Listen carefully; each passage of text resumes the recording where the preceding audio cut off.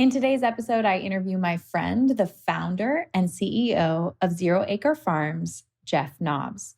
Jeff Nobbs is on a mission to create a food company that will replace destructive vegetable oils with healthier, more sustainable oils and fats made through fermentation. Through fermentation, not only can Jeff create a low omega-6 cooking fat that's neutral with a high smoke point and low oxidation, but he can also impact environmental health. In today's episode, we'll talk about the destructive nature of industrial and vegetable seed oils, their negative impact on human health and environmental health, and we'll dive deep into the toxic aldehyde that comes only from omega-6 fats, called HNE. You're going to want to tune into this and learn how you can improve the ratio of omega-3 to omega-6 in your body and for your family. So tune in, take notes, and let's make a change. Jeff, I'm so excited to welcome you to the show to talk all about seed oils, Zero Acre Farms, fermentation to remove omega-6 oils, and really, your massive mission to pull these inflammatory oils out of fryers across the United States. So thank you so much for being here and donating your time. I'm so excited to have you. I'm excited to chat with you, and thanks for having me, Kelly.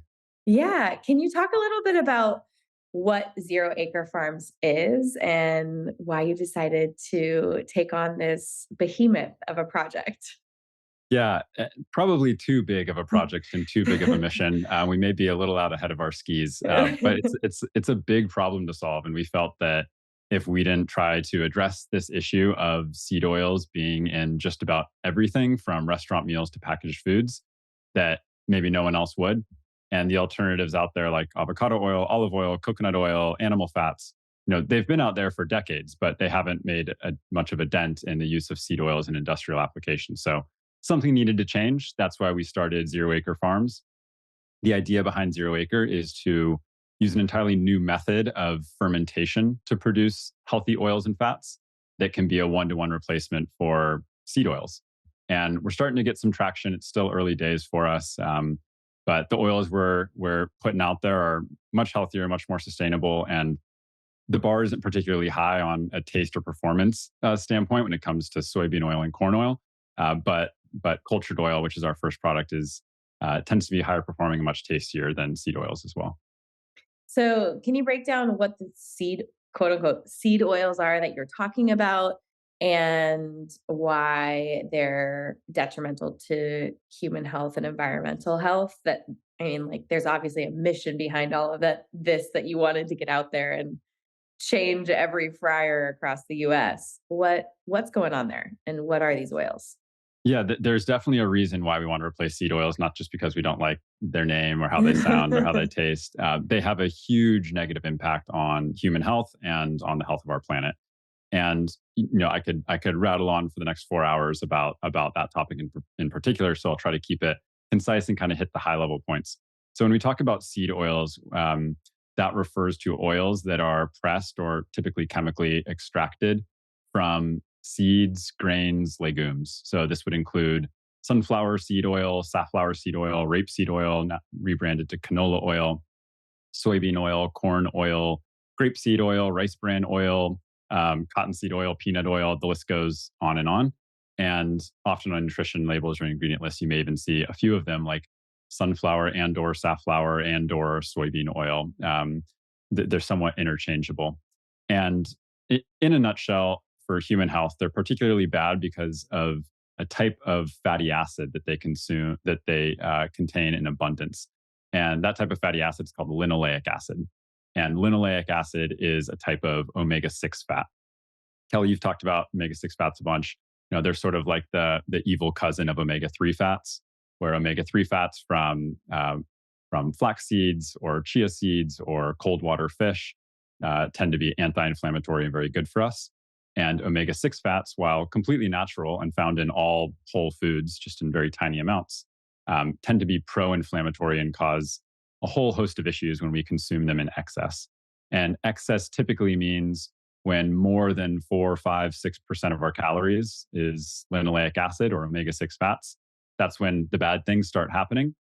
Below that, it's a totally, evolutionarily consistent part of our diet. And seed oils tend to contain between 20 to 75% omega 6 fat. Most other real whole foods contain 1 to 3% omega 6 fat. So we're orders of magnitude above evolutionary levels of consumption of these types of fats. And seed oils as a whole, or the broader category of vegetable oils, are now about 20% of our daily calories, up from close to 0% of our daily calories only about 100 years ago. It's actually a fascinating history. And so why linoleic acid is so bad, and happy to dig into this further, is in part because of what it breaks into. So linoleic acid itself ends up in every cell in our body when we consume it.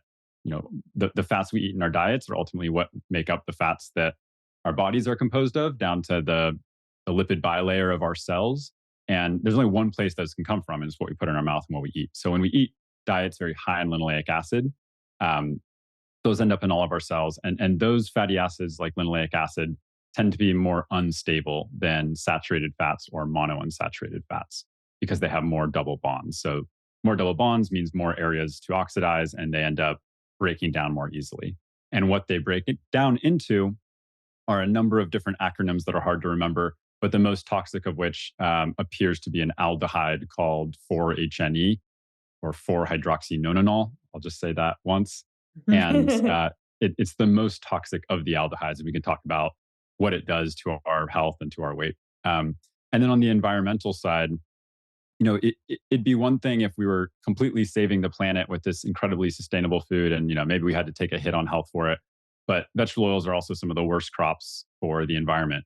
In fact, if you look at the crops that emit the most greenhouse gases and the crops that require the most land per kilogram of food, vegetable oil crops top both of those lists. They're either 3 or 4 of the top 5 worst crops. They're about a third of global croplands now, and by far, the fastest growing crop in terms of land use. Mhm. When you look at specific crops, there's sort of this cruel irony where the oil crops that tend to be lowest in omega 6 fats and best for our health tend to have the highest environmental negative impact. And the seed oils that are very high in omega 6 fat tend to sometimes have a lower environmental impact. So switching to something like avocado oil or olive oil results in this massive water footprint, similar to something like almonds or nuts, which a lot of people know about, the water footprint of almonds. A lot of folks also know about palm oil, which is a fruit oil. It has a not too high in omega 6 fat, but it only grows near the equator and has this massive biodiversity impact, threatening orangutan populations and other endangered species. And then even something like coconut oil, it actually negatively impacts diversity more than any other oil crop when you look at it on a per kilogram of oil basis. This is all, frankly, what led to starting Zero Acre. We felt there was no good solution when it came to what's going to replace soybean oil at scale. Everything else required some sort of compromise. Whew. I mean, it's a little overwhelming to think about. Just obviously, we don't want to be breaking down our planet, impacting the orangutan population, shipping oils from all over using water. But at the same time, when you think about how fast these global crops are taking over, like what should be grasslands or, beautiful countryside across our country and the world, to then impact our diet at such a inflammatory and highly caloric rate is pretty scary. So can we dive deeper into 4-HNE just to talk about what's really happening here? Because the internet is charged with people who are all about seed oils being heart healthy, and they're, whether they're on a soapbox or they're just really excited to share these previous studies, maybe from the 80s, the 90s, the early 2000s, around these being heart healthy. I think it's a disservice to people's health because it becomes really confusing, and they're just looking at, 1 or 2 studies versus what's happening on a chemical level, what's happening historically. I mean, you mentioned it was 1 to 3%, 0 to 3% of our diet, and now it's taking up 20% of our diet. and it's in everything. So let's talk about what it's in and what is for HNE really doing on a chemical level in our body. Seed oils are in just about every restaurant meal. We're now going out and talking to hundreds and hundreds of restaurants, trying to get them to consider a switch to cultured oil. And I don't think there's been one we've talked to that doesn't use seed oils. And they're in just about every meal because fat makes food delicious. Yeah. There's no doubt about that. And animal fats have sort of fallen out of fashion for restaurants. Most restaurants, appealing to vegetarian or vegan or pescatarian eaters. Mhm. Using beef tallow, for example, would just turn off a lot of eaters, not be good for business. And it's a solid fat, and all these restaurants are now used to like squirt bottles of oil and pouring oil into a fryer. So that would be a huge uphill battle.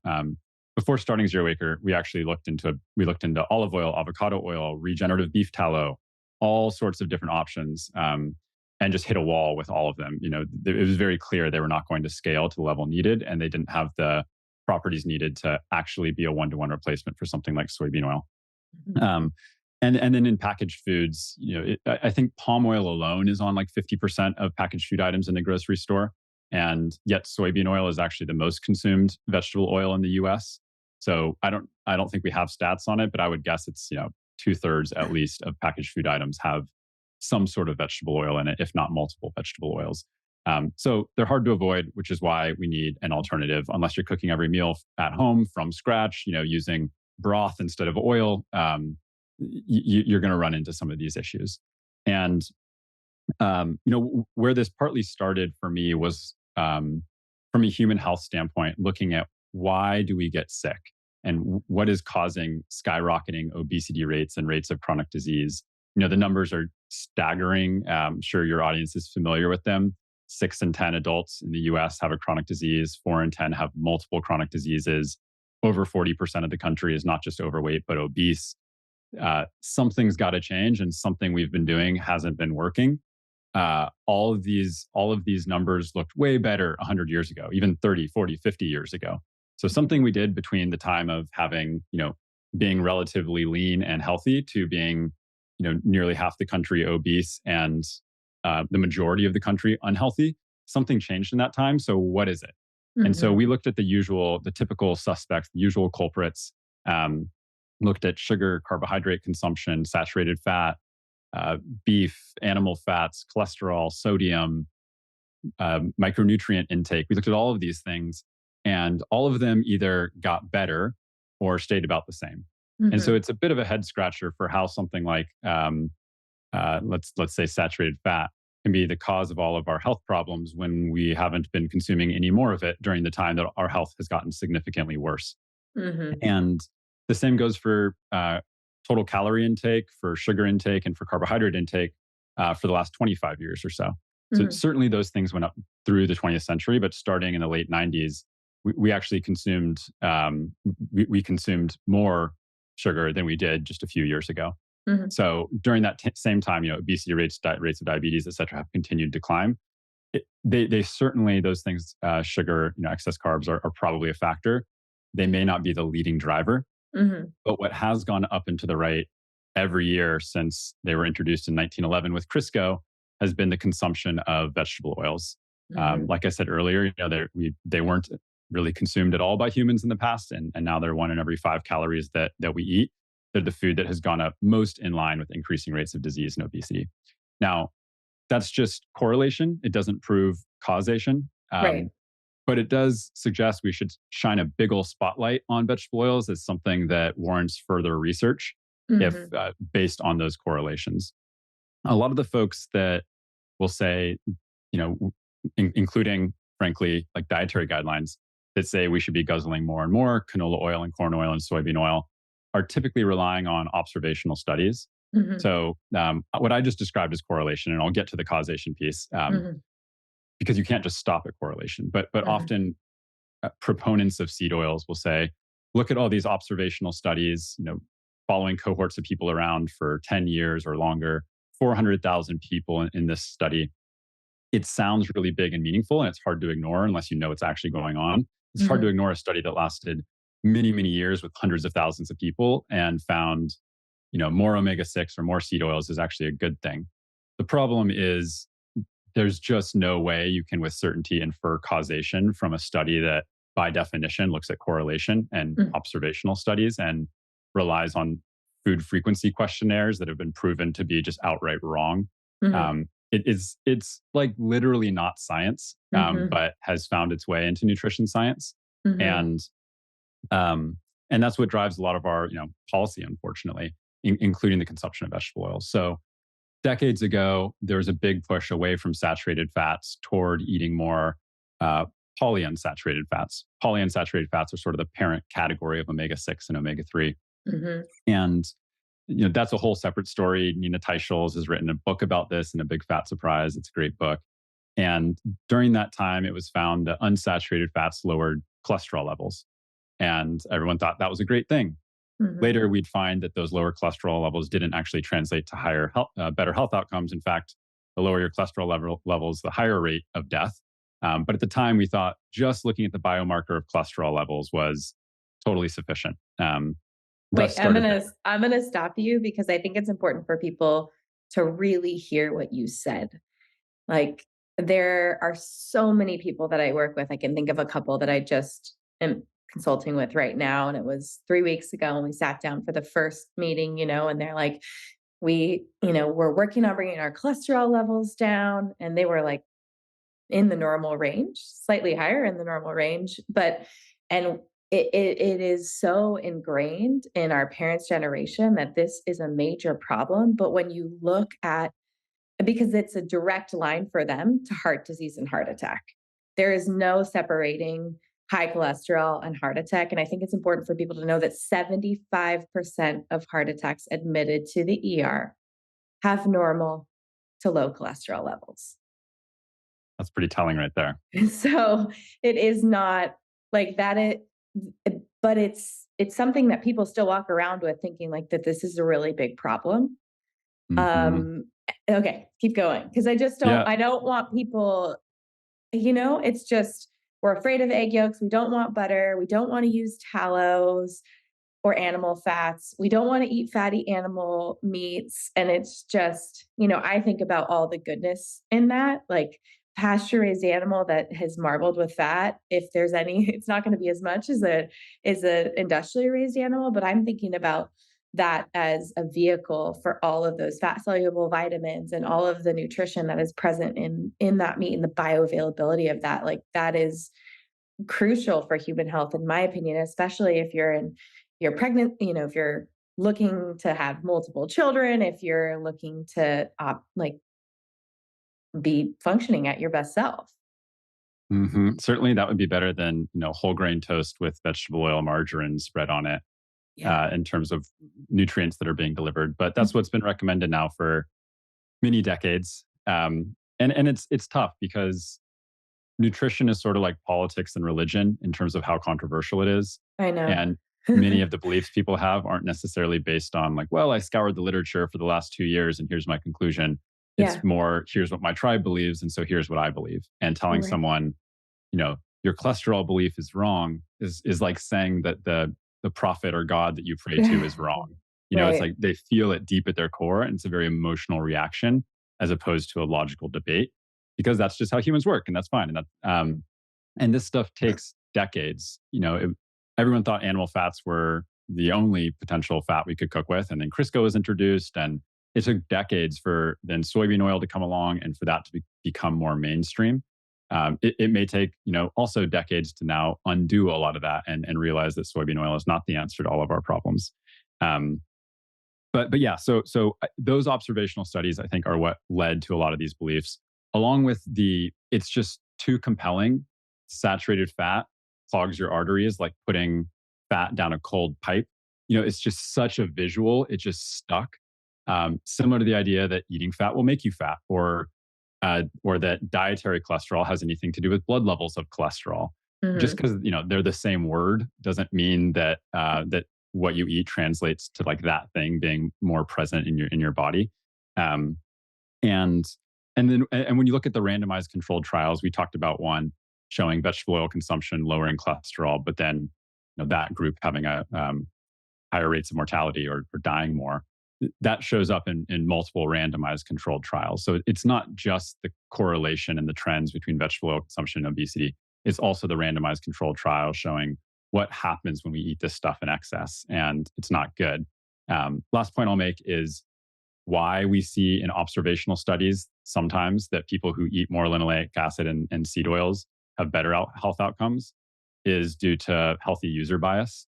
And your audience may be familiar with this. But healthy user bias refers to um, when, in the case, in this particular case, On Time magazine, as part of the American Heart Association's announcement, in every pamphlet you could read on nutrition, all of a sudden it was, hey, if you're healthy, you need to ditch the fats and eat the oils, ditch the fats and eat vegetable oils high in these polyunsaturated fats. Mm-hmm. And so anyone who cared about their health, who was, running on the beach and hiking in the woods and doing yoga and doing cleanses and whatever else. Eating vegetables, sleeping well. Yeah, exactly. Having a healthy family, like anyone who prioritized health said, oh, I guess the next thing I need to do is eat more vegetable oils. Mm-hmm. So as soon as that happens, any observational data is going to be totally irrelevant because you now have an inherently healthy group of people eating more vegetable oils. And the people who drink and smoke and ignore government advice or dietary guidelines brush this off too and keep eating their saturated fat. Mm-hmm. So now you're basically doing a study of people who listen to health advice and like do yoga and eat vegetables versus people who sit on the couch and drink beer and smoke cigarettes and eat saturated fat. And you're obviously not going to get an accurate outcome. Oh, it's so important to just even understand that when we're talking about observational studies, these people are leading their own lives, and we're coming in with a piece of paper that says, hey, can you fill out these 10 questions?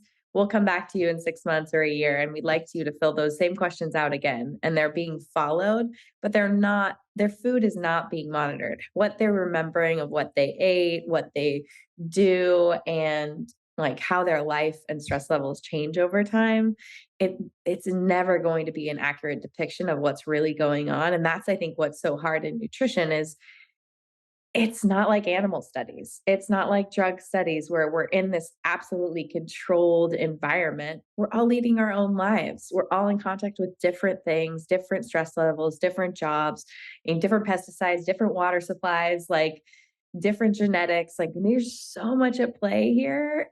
So that's where I love going back to the biology. And this is where I want you to, and the chemistry of all of this, I want you to break down what the process of making industrial seed oils look like, when we consume industrial seed oils, what is this toxic aldehyde that comes from omega-6 for HNE, and maybe even, I know there's a multitude of others. I've had Dr. Shanahan on the podcast of deep nutrition. I know she's literally writing like a 400-page book on omega-6 oils, and that is like her absolute mission right now, because we're not looking deep at the science. We're just looking at these observational studies and taking them as, as truth. So Yeah.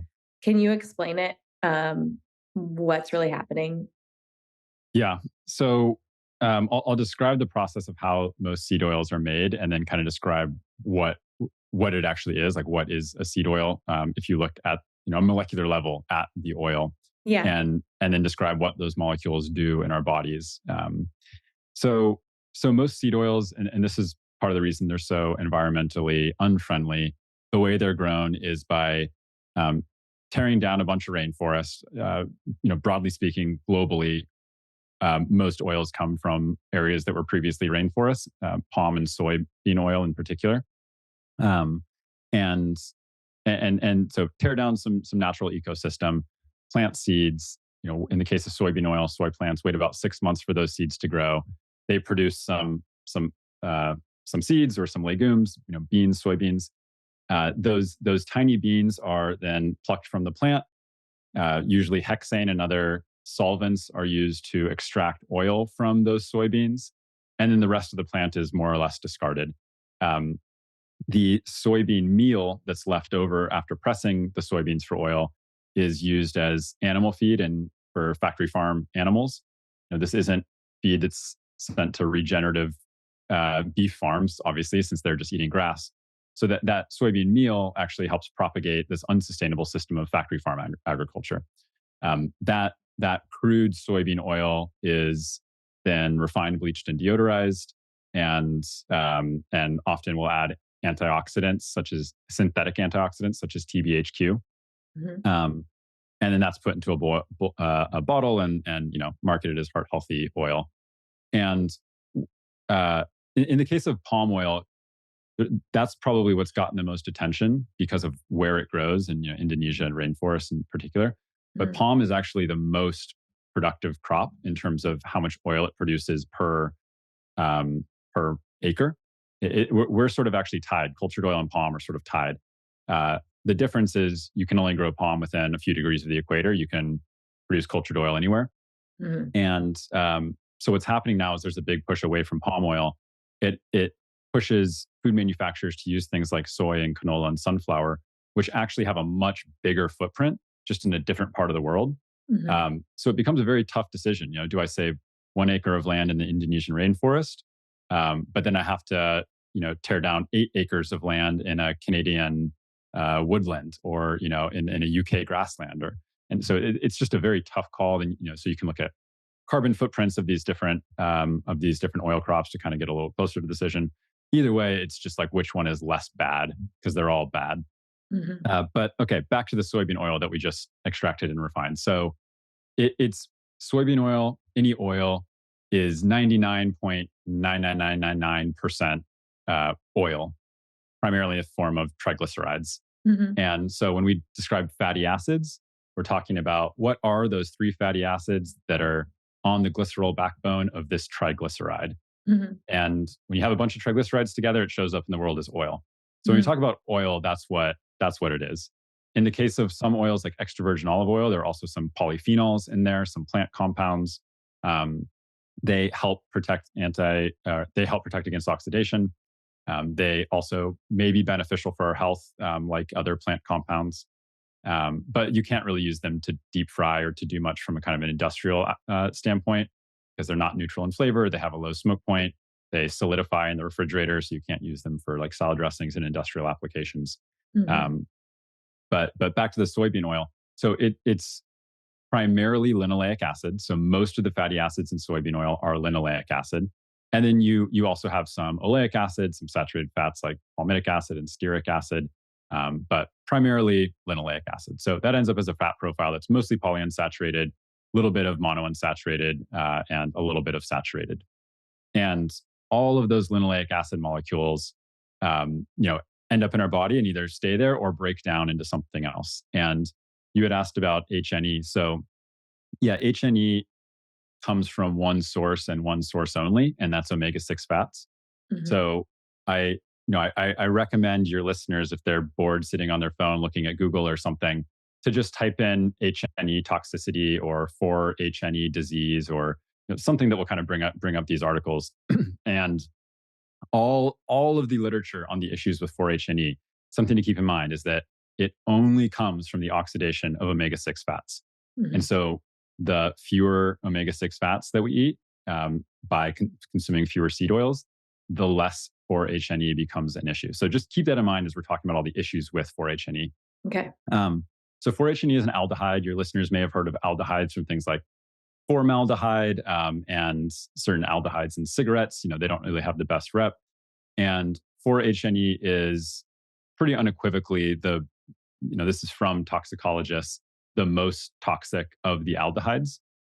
Mini toxins only do their damage in a sort of a local region because they're so unstable.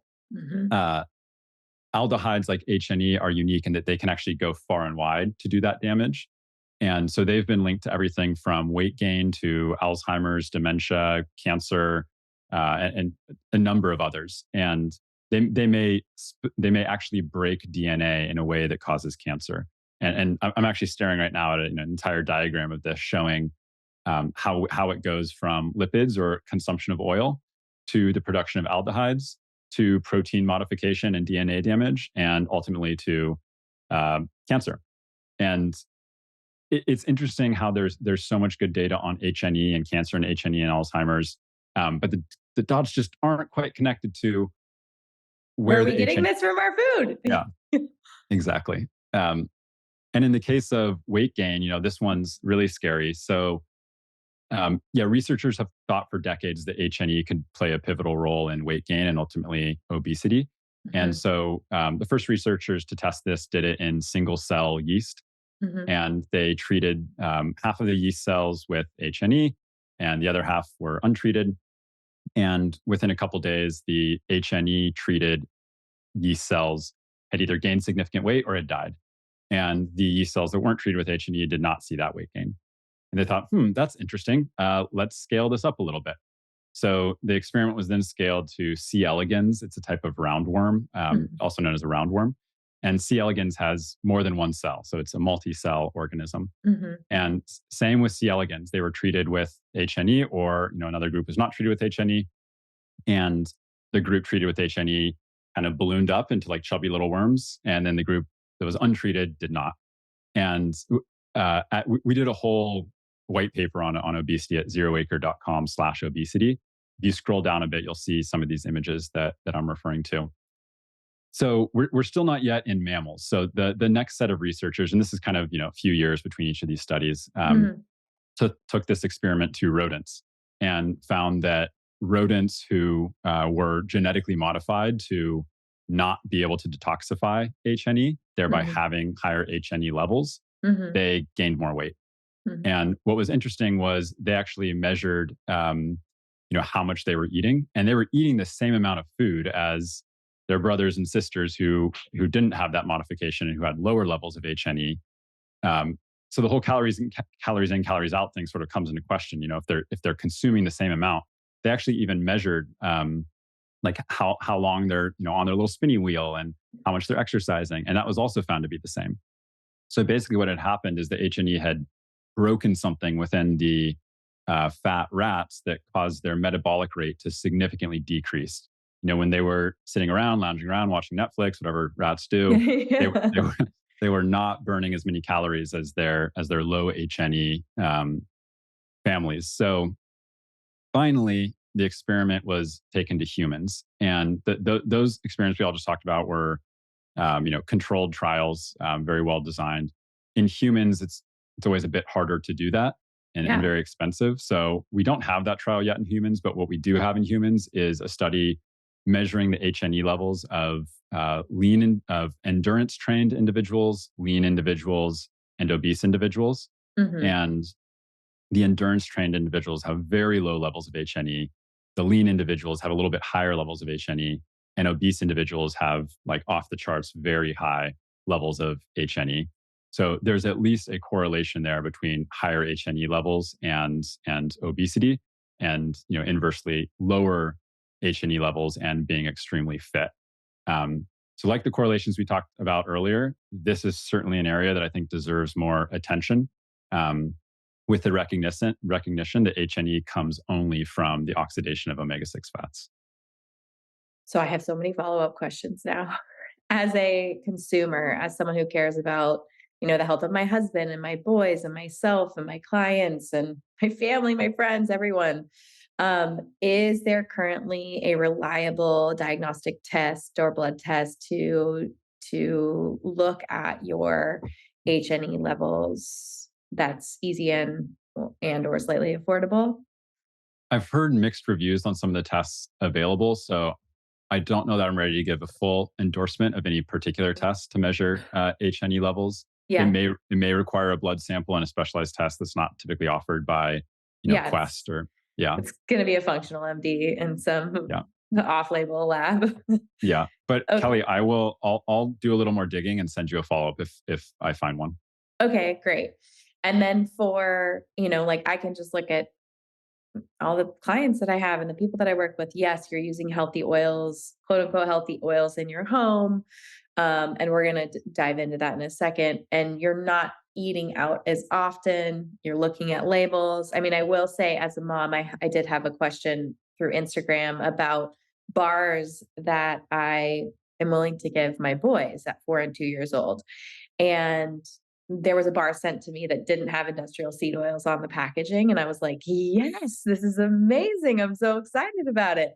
And I posted it, and then I got a bunch of DMs back that said, "Hey, I tried to buy that, but my box had industrial seed oils in it." Come to find out, No, like, I think there was a misprint on the a box that I misprint. received, but that there, unfortunately, that bar had it. There is literally one kids bar that is slightly metabolically healthy that isn't just dehydrated fruit in a fruit strip, for kids that does not Mm, have industrial seed oils. It's not the perfect blend of ingredients.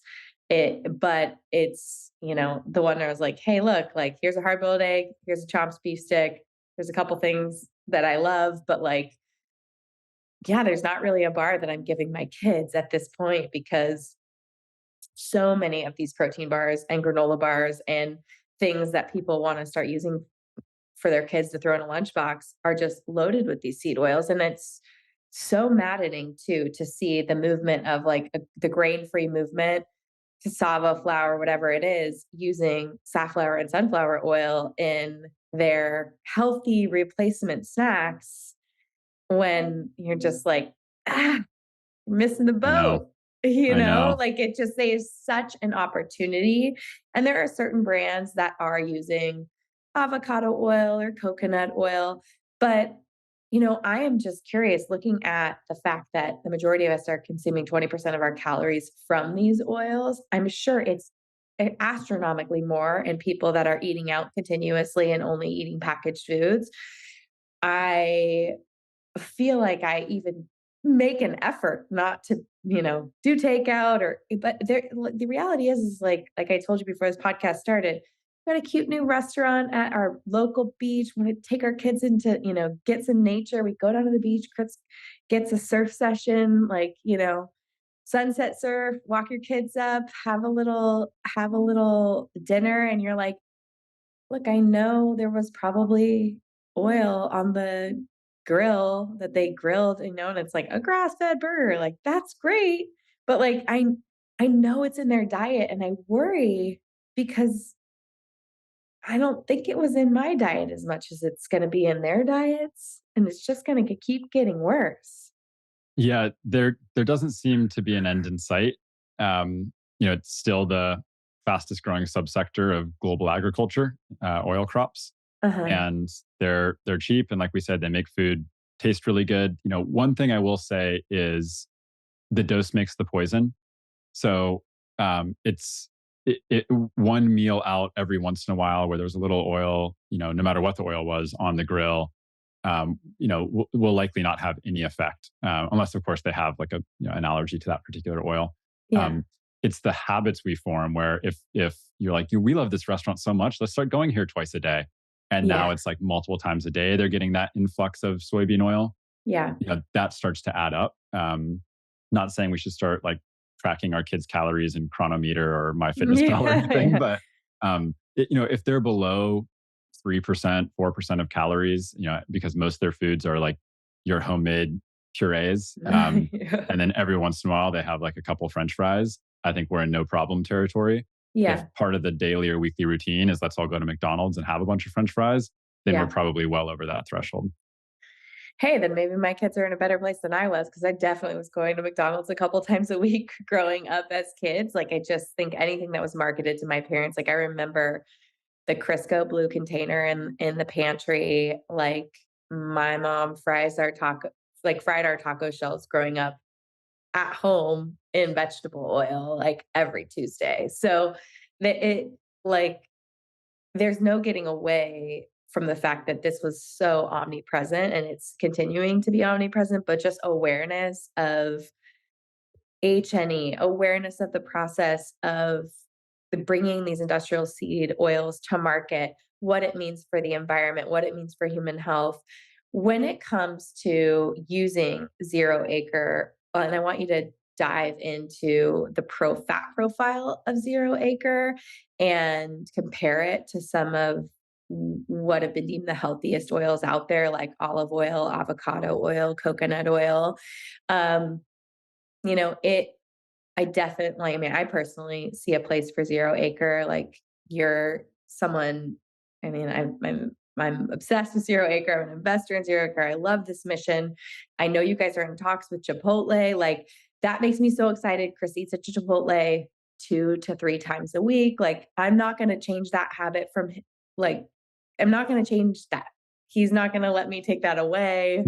It's going to be like a marriage fight that we don't get over. Like it's just not going away, you know? So I know that sometimes you can't fight them. You've got to join them and figure out how to make it better. And you're doing that for all of us.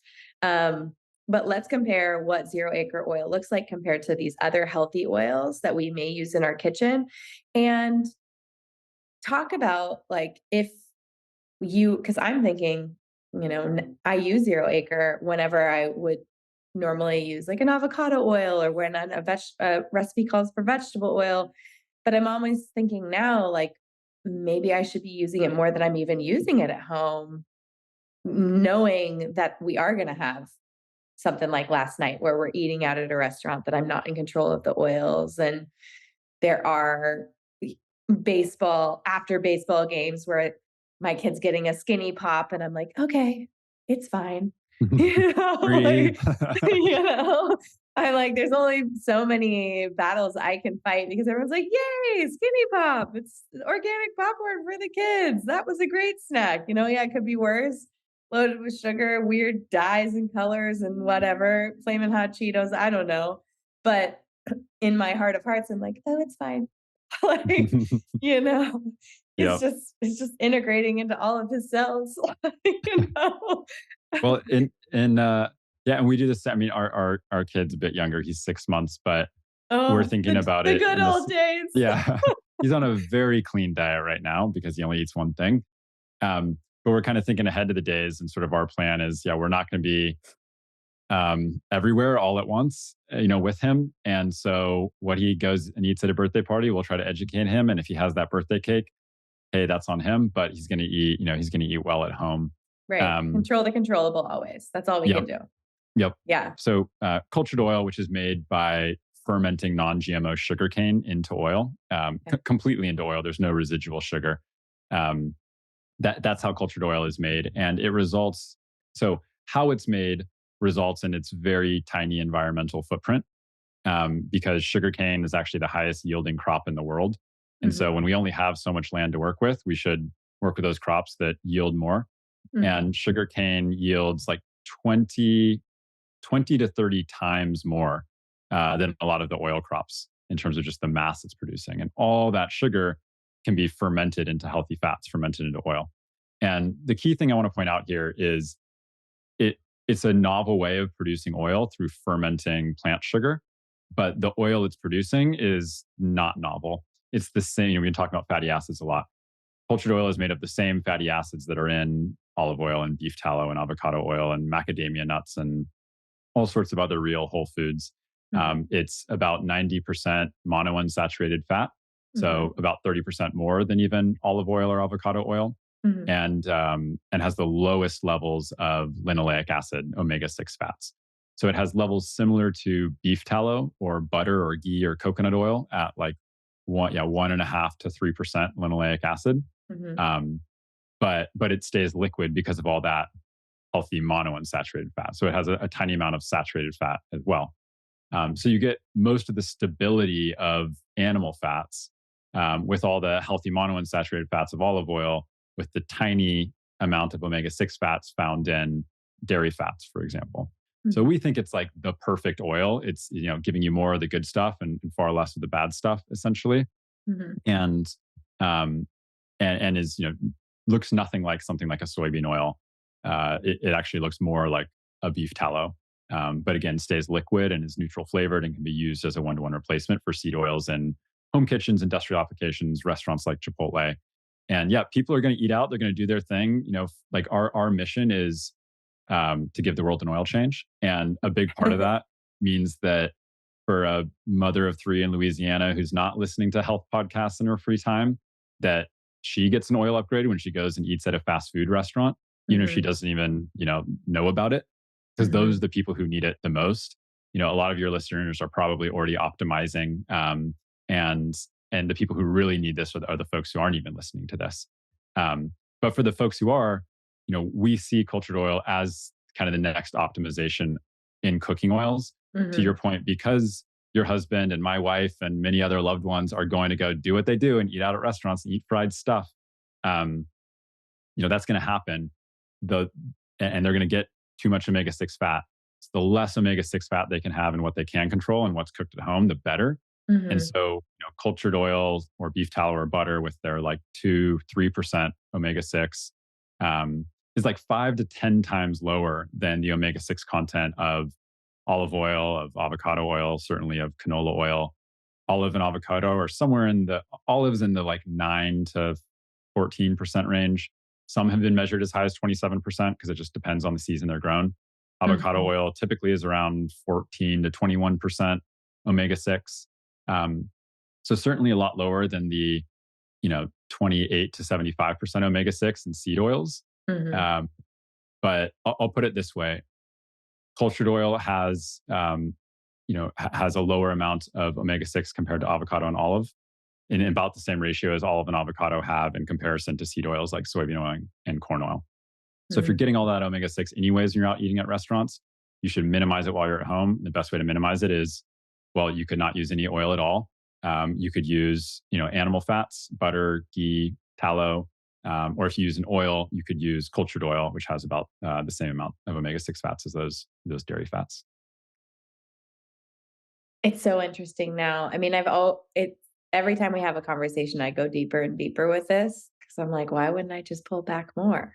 I mean, like, and where would I want, I want the polyphenols in my olive oil, but I should just use the really, really expensive finishing oil for my salads or like a vinaigrette if I really want one. But I had kind of just gone like, where can I replace vegetable oils with zero acre? It was in like all the Asian dishes that you don't want tasting like olive oil or avocado oil or um even if I was looking to not have a flavor on like a roasted veggie because I was doing, I didn't want the seasonings to compete with the flavor of because it tastes like I mean, I think it tastes like nothing.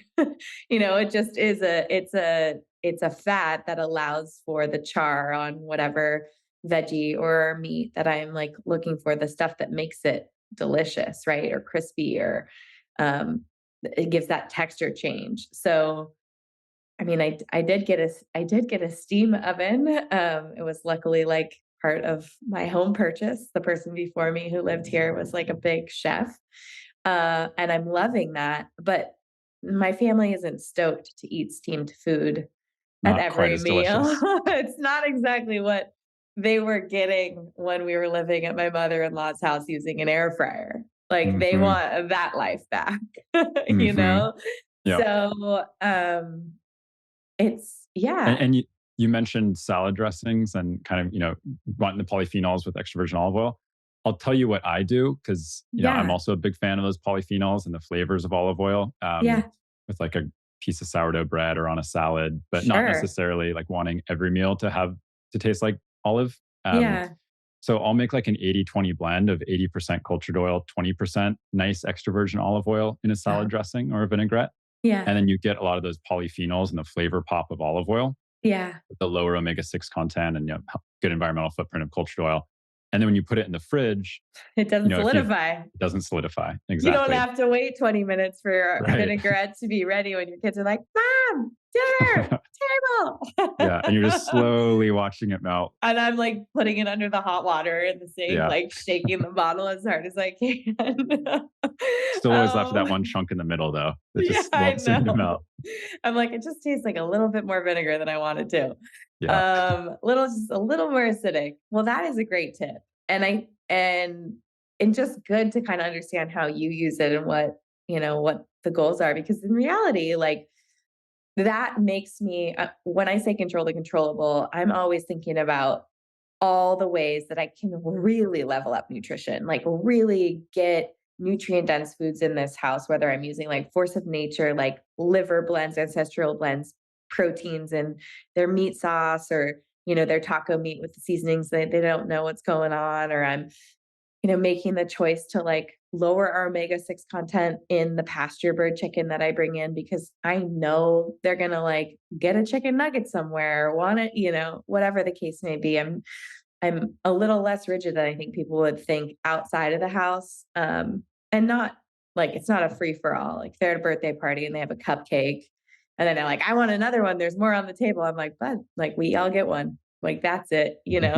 And we'll negotiate for like whatever thing that they want later in the day, but I'm not going to like send them on a blood sugar roller coaster or allow it. Like, I have boundaries when we're out, um, but I don't want them to have a complex around food either. I don't want them to feel like they can't partake in the after baseball snacks or whatever the case may be.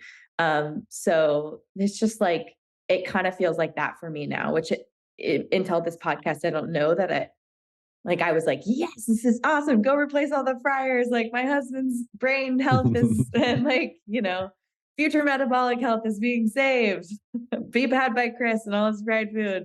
Like, hurry faster, Jeff, but it actually just changes the whole ball game for me in regards to like what I can really control and how I can really level up my family, because you don't always want things tasting like coconut oil and my kids have a dairy allergy. So Tasha doesn't, Bash does, but like, even with ghee with Bash, like, it has to be a completely denatured protein. And, so he can have some dairy cooked in like a baked good. You make I don't know, make like my keto banana bread, pumpkin bread situation. And I'm using like ghee in there, or like there's dairy in there, then he's okay because it's been denatured enough and baked enough and it's a low amount per like serving. But I can't just like use animal, like dairy animal fats in my cooking because of Sebastian. And so at least not yet. Like, his body is not ready for it. We've done a great job getting him over the hump in regards to eggs and baked dairy, but we're not there yet. So it's just changing the game for me, Jeff. Changing the game. Like, and obviously I'm going to preach about this because I'm really excited about, this is like the first time I think we've I don't want to say taken science and made something that I think is really healthful. I get really worried about I don't want to call them Franken foods, but like, I don't want to bucket you with like an Impossible Burger, or like a Beyond Meat or something like that. Like, those are full of industrial seed oils and inflammatory proteins. And I think that's the wrong use of technology and advancement for human health. But when I look at this, and when I look at how I work with clients, it's always a replace before a remove. And it's always just, how can I not completely change their life, but to level them up in a way that I'm making a major impact. And you're helping me do that, which is awesome. And we couldn't do it without you. So first, I just want to say thank you so much for taking on this big, like I said, behemoth of a project. And so I just want to talk a little bit. I know we can preach about it, but you do a lot of third-party data and testing. And I just kind of want to know, what's the third-party data showing, and what are your future plans for growth? Yeah, I will definitely talk to those things. So we've done a study, a third-party study, measuring the production of HNE across different oils, and HNE and other polyunsaturated fat derived aldehydes. Again, HNE appears to be the worst, but there are others. So we looked at cultured oil, olive oil, avocado oil, sunflower oil, canola oil, corn oil, and soybean oil, I believe. Okay. And all the seed oils were like off the charts. Mm-hmm. And then olive and avocado oil were kind of in the middle. Cultured oil was like barely a blip on this bar chart. And this is on our site at zeroacre.com. And so it was something like 10 times lower amounts of HNE in cultured oil compared to olive and avocado oil. Yeah. And then olive and avocado had, 5 times lower rates than seed oils. Yeah. So it was cool to see that data of like, well, in theory, these aldehydes only come from omega-6 fats, and our oil culture oil is very low in omega-6 fat. So it should produce the lowest amounts of HNE. But it was really cool to actually see that come through in a study and see how little HNE is produced when cultured oil is cooked with. This was for pan frying. We measured Mhm. it at 5 minutes, 10 minutes, 30 minutes, and I think 60 or 90 minutes. Mhm. And it was barely a blip. And then so after I think it was 10 minutes of cooking, which is probably the typical amount in a stir fry or something, all Mhm. the oils had produced some HNE. Cultured oil was the only one that actually had produced no detectable HNE. Mhm. Um, so you're actually getting zero if you're doing like a typical pan frying. Now, if you're Mhm. deep frying for 90 minutes, you're going to have a little bit pop up, but again, like 10 to 50 times less than with other oils. Um, and that's really important for expanding into industrial applications and food service because a big use of these oils is for deep frying. So, I mean, my dream is that anyone anywhere can walk down the street to their local burger and fries restaurant or fried chicken restaurant or Nepali restaurant or Chinese food restaurant or whatever it is, and they're using cultured oil for frying. Mhm. And I think that will literally, that's not going to happen tomorrow. That's going to be many years of lots of effort. Mhm. But I think you would literally see rates of certain chronic diseases start to decline if we could snap our fingers and replace all those oils. Mhm. And, it would have a massive impact on land use, saving land, saving rainforests, saving water, reducing our carbon footprint. It's a no brainer. It's just we're small pipsqueaks compared to the giant behemoths out there that have been selling vegetable oils for, decades or 100 years. We got a lot of growing to do to be able to compete from a cost standpoint.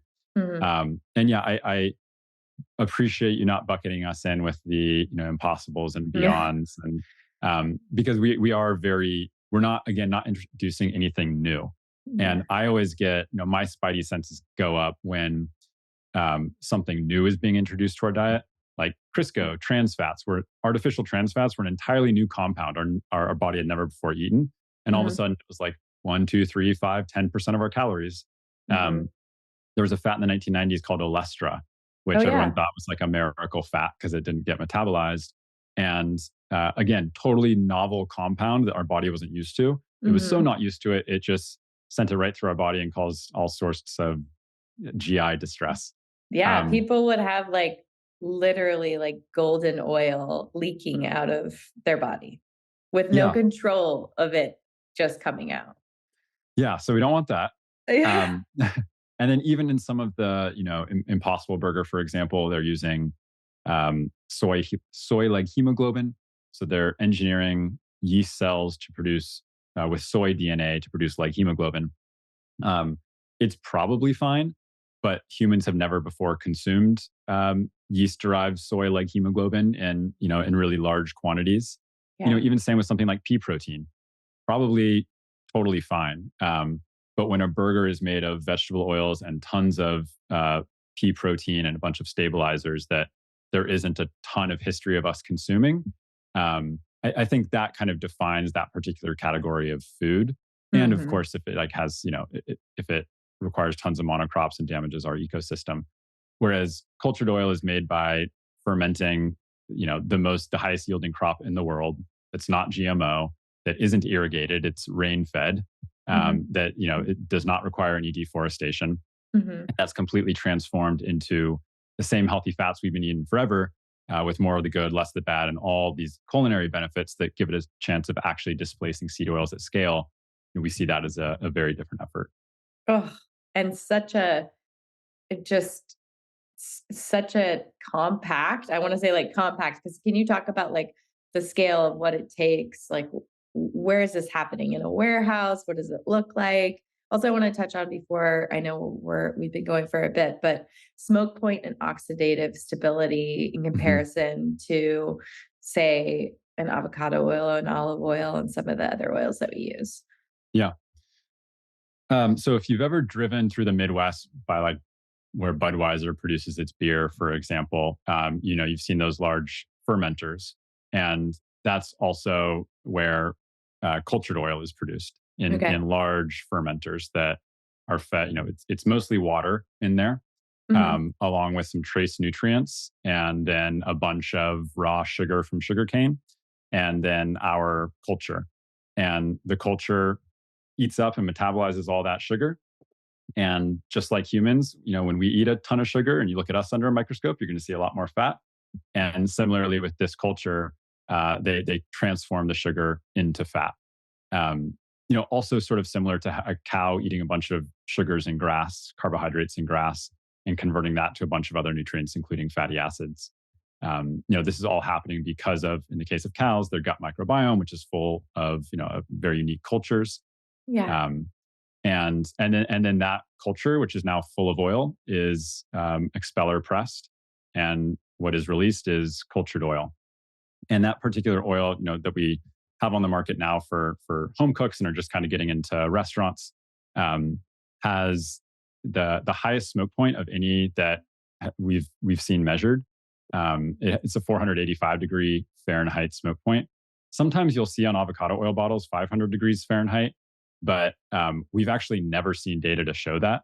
And so I think it is a bit sketchy and maybe more of a marketing claim. The highest we found for avocado oil in the literature is 482 degrees, which is still good. Yeah. The issue with avocado oil and olive oil, unfortunately, is you never know whether you're actually getting olive oil or avocado oil. Yeah. Studies have found, in the case of olive oil, about 75% are potentially adulterated. A study came out a couple of years ago with avocado oil, finding that 82% of avocado oils on store shelves or bought online are adulterated or rancid. It's really depressing, but it's what happens when you have a more premium oil without a huge brand behind it. It's very easy to get adulterated. Yeah. Um, and then from an oxidative stability standpoint, it seems to be the highest of any oil out there. We have some charts on our website and our blog about this as well. It's similar oxidative stability to animal fats, like beef tallow and lard and dairy fats. Again, while staying liquid, so much Yeah. much more stable than any liquid oil out there. It's so exciting. It's really it's really exciting that you've taken on this project and that you're on such a mission to make real change. And I love knowing that it's all the same fats, healthy fats that we've, consumed for millennia, and we're just able to get them in a concentrated form so that we are avoiding this HNE. When I look at, it depends on like what you're following online and what you're reading, but it is really amazing just to look at photos from like the early 1900s, like my grandparents' era, them at the beach, like pictures of like all their friends and looking back and seeing like so much health. And obviously a lot has changed since then.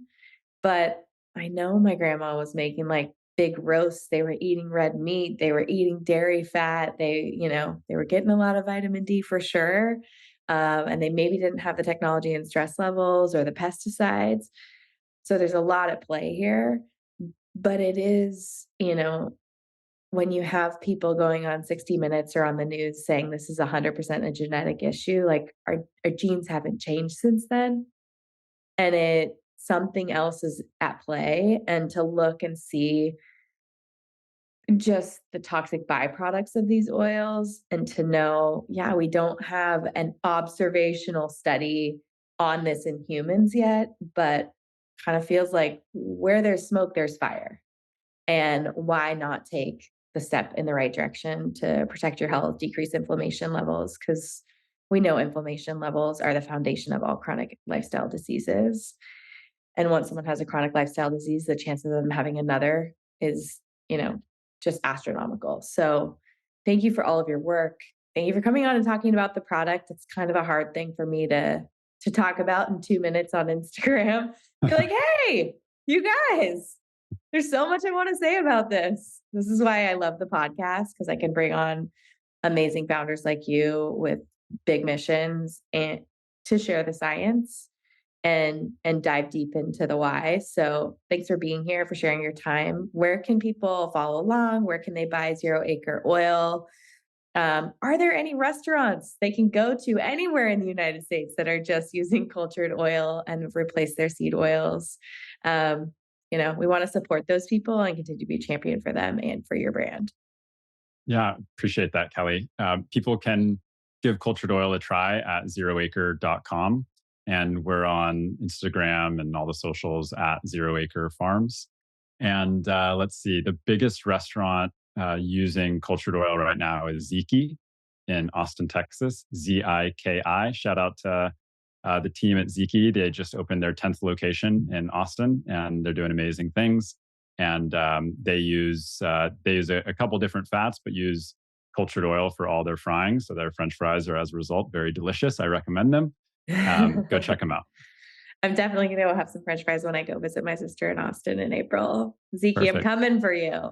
And I'm going to start pulling your 80-20 cut on my vinaigrettes. I know that I could be using it more than I am. And I've just, in my brain, had replaced it for the vegetable oil recipes, but, or like, non-tasting kind of Right. oil recipe, the stir Yeah, fries, all that stuff. But there's definitely more space in my repertoire for Zero Acre. So thanks for sharing the science and getting me really, again, excited about the product and the mission. absolutely. Thanks for giving me the time to do so, and happy to dig into all this oil science anytime. Thanks. We're going to load our show notes with some of the studies that are referenced by people online around the benefits of seed oils. We're gonna bullet point why that might not be as clear cut as it seems. We're gonna go into all the places you can buy Zero Acre. I'm gonna throw my code in there so you guys can have an investor discount. We're gonna do all the good stuff. So go check out the show notes after this. Hit up Zero Acre Farms. Go follow them online. And if you live in Austin, get to Ziki. See you guys Perfect. next time. Bye. Thanks, Kelly.